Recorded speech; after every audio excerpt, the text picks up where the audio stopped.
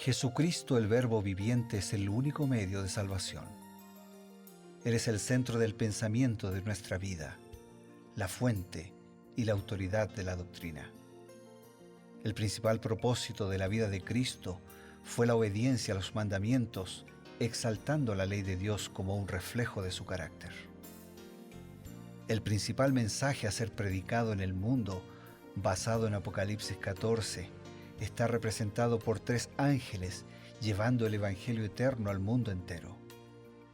Este mensaje se basa en los encantos inigualables de Cristo y declara que la hora del juicio ha llegado y llama a obedecer los mandamientos de Dios. Mediante su palabra, Dios ha comunicado a los hombres el conocimiento necesario para la salvación. Las Santas Escrituras deben ser aceptadas como dotadas de autoridad absoluta y como revelación infalible de su voluntad. Y aunque el canon de las Escrituras inspiradas está cerrado, el Espíritu Santo continúa iluminando, amonestando y confortando al pueblo de Dios a través del testimonio de Jesús, el Espíritu de profecía. El camino a la vida se traza a través de un camino angosto que debe ser recorrido con confianza a las promesas que Dios dejó a hombres y mujeres fieles que dedicaron sus vidas hasta la muerte por el Evangelio eterno. Los fundadores de la Iglesia soñaron con el día en que la revelación sería una realidad en sus vidas. Miraron con los ojos de la fe a aquel día glorioso cuando finalmente la promesa sería cumplida en la venida magistral de Jesucristo a esta tierra para recompensar a cada uno según sea su obra.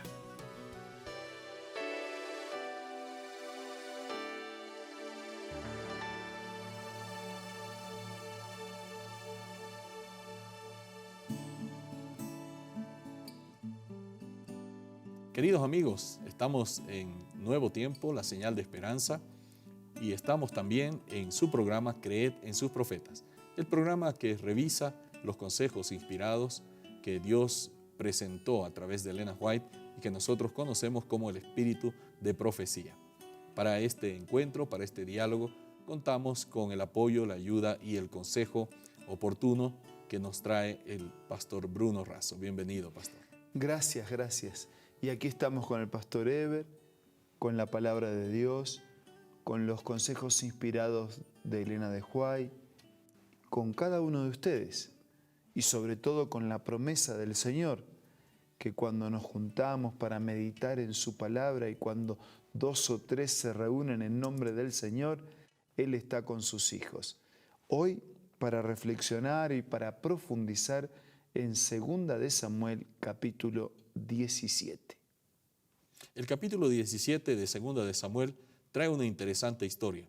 Absalón hemos visto los días pasados, había usurpado el trono y había astutamente conseguido robar los afectos de mucha gente en Jerusalén y en forma general en todo el pueblo de Israel.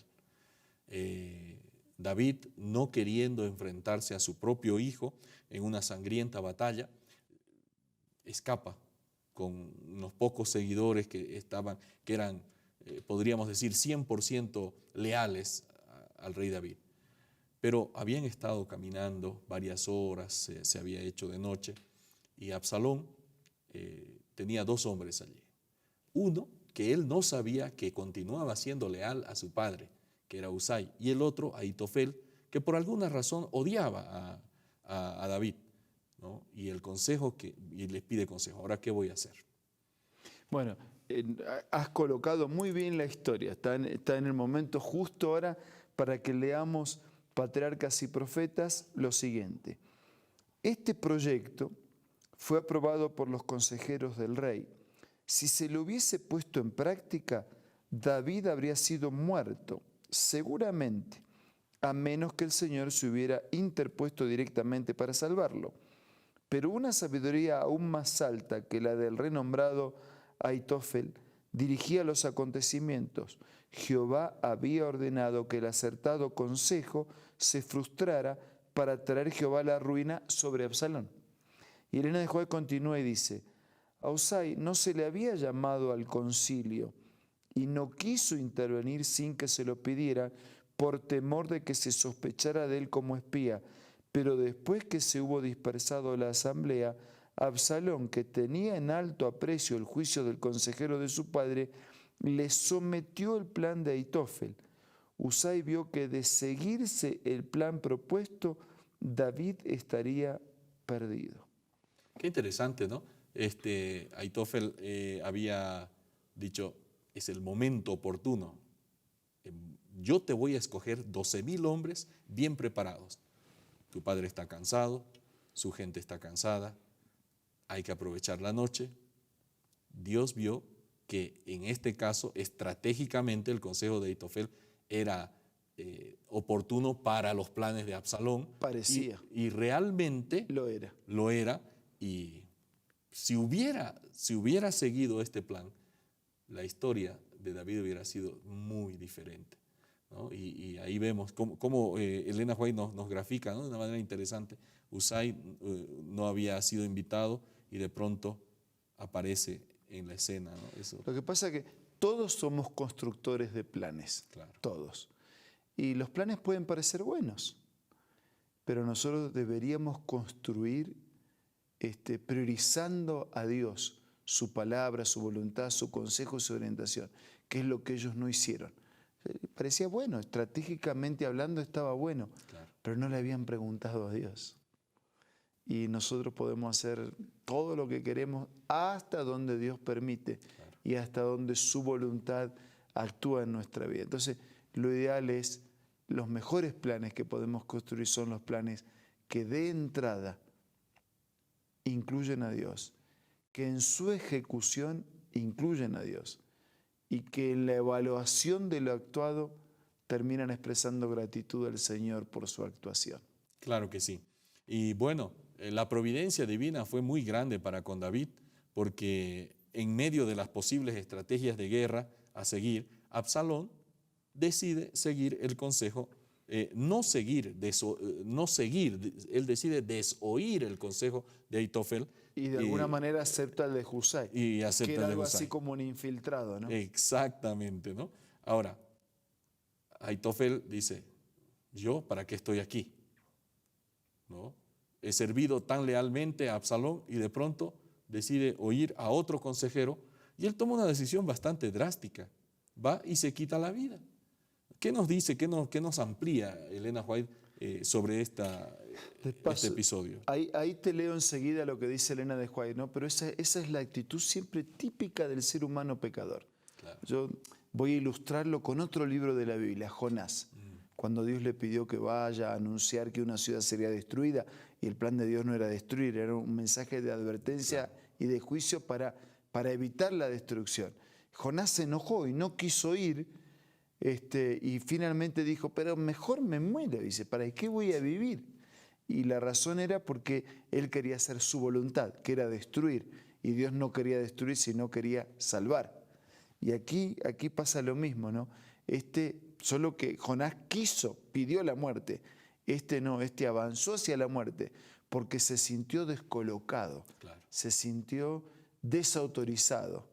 Era tal su orgullo, ¿no?, que una desautorización le llevaría a la muerte. ¿Qué cosa? Patriarcas y profetas. Ahitofel había animado a Absalón en la rebelión, le había aconsejado que cometiera las maldades más abominables en deshonra de su padre, había aconsejado que se matara a David, había proyectado cómo lograrlo, había eliminado para siempre la última posibilidad de que él mismo se reconciliara con el rey, y ahora otro le era preferido, aún por el mismo Absalón. Celoso, airado, desesperado, se levantó y se fue a su casa en su ciudad, y después de poner la casa en orden, se ahorcó. Así murió.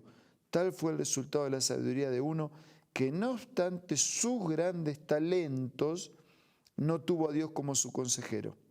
Satanás seduce a los hombres con promesas halagadoras, pero al final toda alma comprobará que la paga del pecado es la muerte. Qué gráfica esta cita. Él quería hacer lo que él quería, Claro. aceptó la seducción de Satanás, era talentoso, no se lo tuvo en cuenta y entonces no tenía sentido vivir. es que, claro, no tiene sentido vivir cuando solo queremos vivir para nosotros. No tiene sentido hacer planes cuando los hacemos solos. No tiene sentido dejar a Dios afuera de la foto. Dios tiene que estar adentro de la foto. Y hay gente que tiene un gusto, una predilección de dejarlo a Dios afuera de la foto. Y Dios tiene que estar adentro de la foto. Dios tiene que estar adentro del plan, adentro del proyecto, de la planificación, de la acción, de las decisiones. Cuando no es así, termina como terminó este asunto, como terminó Judas. Claro. O como terminan tantos otros que sin llegar a quitarse la vida se les apaga, la vida se arruina, la vida pierde sabor, la vida pierde color, la vida pierde contenido, porque viven vacíos, ¿sí? Viven llenos del yo, y llenos del yo es vivir totalmente vacío. Dice en la cita que este hombre, Ahitofel, era un hombre con grandes talentos. Sin embargo, un pero grande se interponía. No tenía a Dios como su consejero. Lucifer tenía grandes talentos. Judas era el mejor de los discípulos. El mejor dotado, dice, ¿no? El mejor dotado. Nosotros hoy, para una empresa, capaz que seleccionaríamos a Judas antes que a Pedro. Claro. Pero no alcanza con los talentos si no están consagrados y el Señor no es el primero en mi vida. Qué bueno. Miren ustedes, muchas veces pensamos no suficiente con nuestros talentos. Pero como dice el pastor acá, no alcanza con los talentos, sino que Dios tiene que ser el primero en nuestra vida. Con este consejo nosotros vamos a recibir también un consejo importante y enseguida volvemos. Hola, hoy vamos a leer una cita acerca de la verdadera educación. La verdadera educación significa más que la prosecución de un determinado curso de estudio. Significa más que una preparación para la vida actual. Abarca todo el ser y todo el periodo de la existencia accesible al hombre. Es el desarrollo armonioso de las facultades físicas, mentales y espirituales. Prepara al estudiante para el gozo de servir en este mundo y para un gozo superior proporcionado por un servicio más amplio en el mundo venidero. Esta cita puedes encontrarla en el libro La Educación, escrito por Elena G. de White. Te invito a que puedas ser parte de tu biblioteca personal. También puedes descargar la aplicación Elena G. de White del App Store o del Play Store. Qué grato es saber que continuamos en compañía de ustedes, queridos amigos, y nos queda el momento justo para recibir una apelación a nuestra vida y también pedir la bendición del Creador. Yo tomo las palabras del salmista para decir que si Jehová no trabaja con el que construye, no tiene sentido construir. Si Jehová no acompaña, en vano es que nos levantemos temprano de madrugada. Entonces vamos a buscar a Dios en primer lugar, su reino, su justicia, sabiendo que las demás cosas vendrán por añadidura. Ahora vamos a orar. Señor, queremos edificar, pero contigo. Queremos construir, pero bajo tu dirección. Queremos buscar todo lo que necesitamos para la vida, pero primero queremos buscar tu reino. Bendice a todos nuestros amigos. Danos un corazón sensible para tenerte como nuestro consejero y para que a través de tu palabra dirijas nuestra vida. Oramos agradecidos en el nombre de Jesús. Amén. Amén. Esto ha sido Creed en sus profetas. El día de mañana nos reencontramos para un nuevo capítulo de las Sagradas Escrituras y un nuevo consejo inspirado. Entonces nos reencontramos el día de mañana.